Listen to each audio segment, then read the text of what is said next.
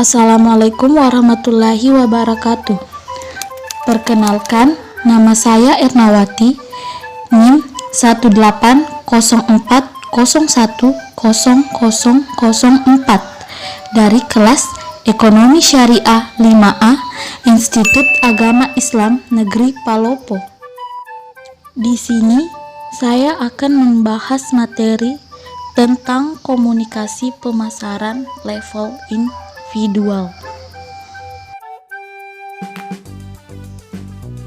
Baik, langsung saja bagian A, bisnis level individual.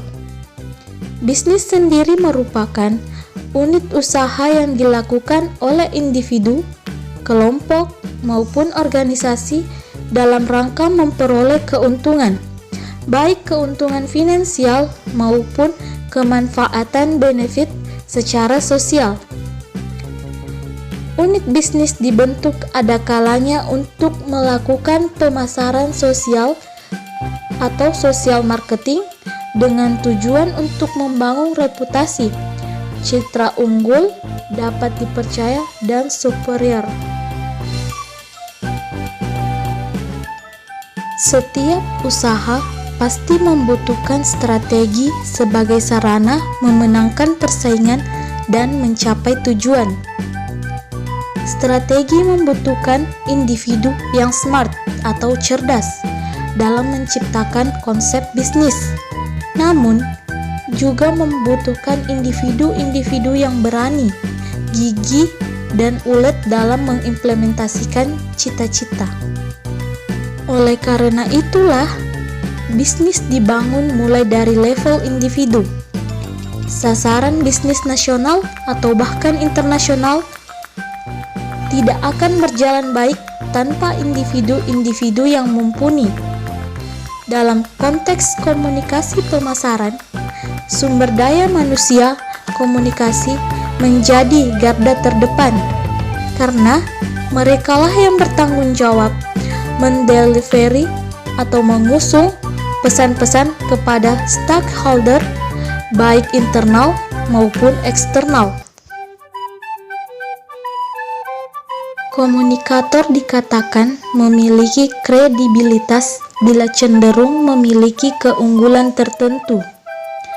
Yuli Anita menyebut 9 komponen, yaitu: pertama, keahlian; kedua, dapat dipercaya; ketiga, sosiabilitas; keempat, koherentasi; kelima, karisma; keenam, keamanan; ketujuh, dinamisme; 8, terbuka; dan yang terakhir, sungguh-sungguh.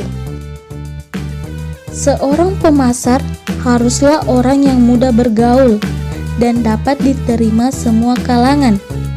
Sebab dengan mudah bergaul, seseorang akan memiliki jaringan sosial atau social networking.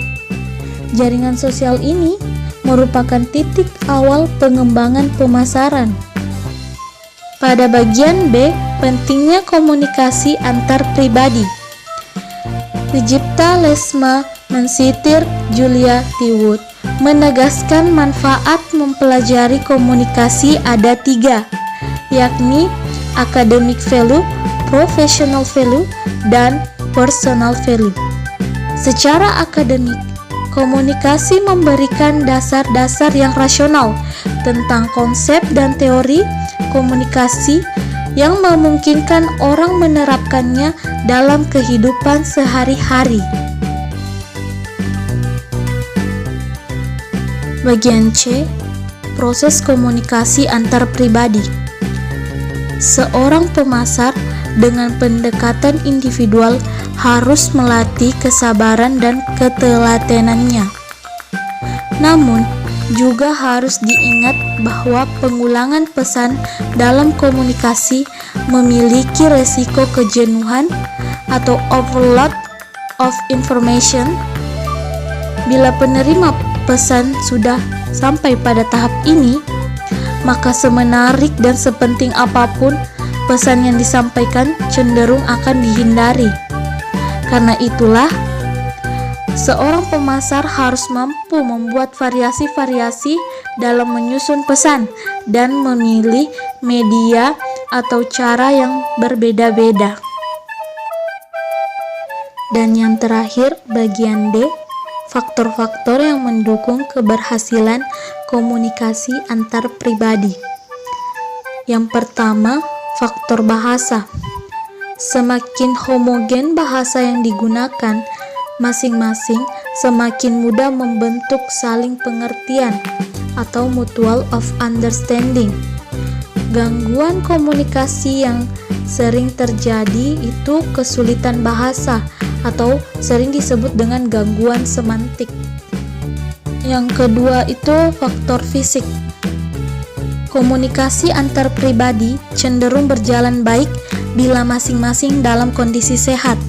Gerak tubuh atau gestur, gerak mata, dan paralinguistik yang disebabkan keadaan tidak sehat cenderung membuat lawan bicara merasa tidak nyaman. Komunikasi pun berjalan tidak lepas.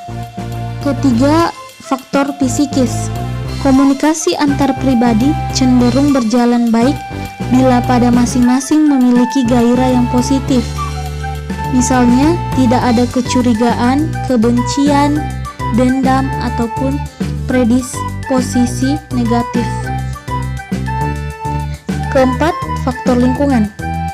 Komunikasi antar pribadi akan berjalan baik bila lingkungan tempat berkomunikasi dalam suasana yang kondusif. Misalnya, tidak ada gangguan dari suara bising kendaraan, suara ramai dari percakapan orang lain, suara pengeras suara, musik yang keras, dan lainnya. Baik, demikianlah pemaparan materi tentang komunikasi pemasaran level individual. Wassalamualaikum warahmatullahi wabarakatuh.